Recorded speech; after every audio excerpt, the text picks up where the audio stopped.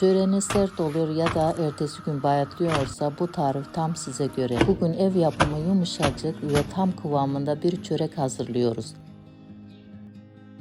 Arkadaşlar 7 bardak unumuz var. Bir bardağını alıyoruz. Çörekte kullanacağız. Tuzumuzu koyuyoruz önce.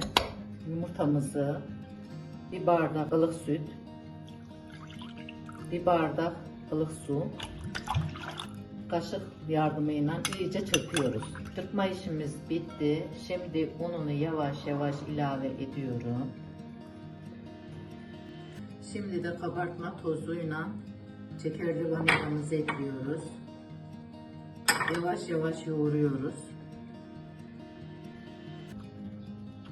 Hamurumuzu yoğurdu. Bu kıvama geldi miydi tamamdır. Şimdi kapağını kapatıp yarım saat dinlenmeye bırakıyoruz. Hamurumuz dinlendi. Yarım saat geçti. Şimdi açıyoruz. Tahtamızın üstüne unumuzu döküyoruz ve yumak yapacağız. 8 tane yumak çıkaracağız. Gördüğünüz gibi 8 yumak. Gündelerimizi yaptık. Şimdi işlem aşamasına geçiyoruz.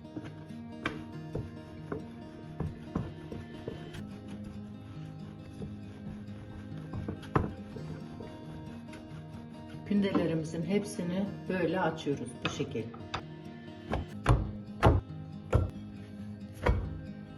Şimdi margarin yağımızı ince ince kesiyoruz.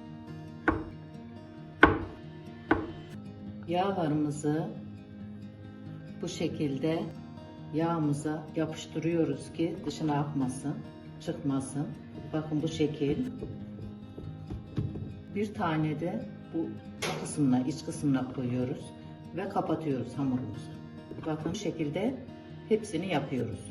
Tıklarımızı unun üstüne koyuyoruz yapışmaması için. Aynen böyle bu şekilde bütün kündelerimizi yapıyoruz.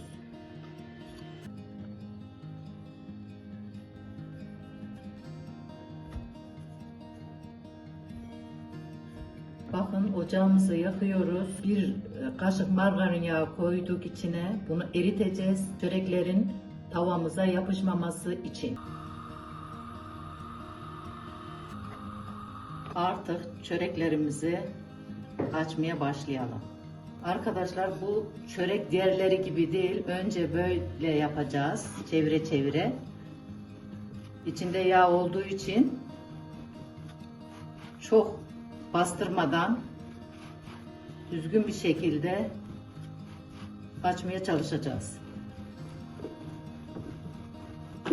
Bakın arkadaşlar böyle kaldır indir yapıyoruz. Bu şekilde açıyoruz.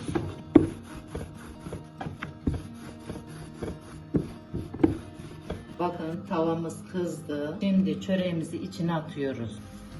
Bu şekilde. Artık çeviriyoruz.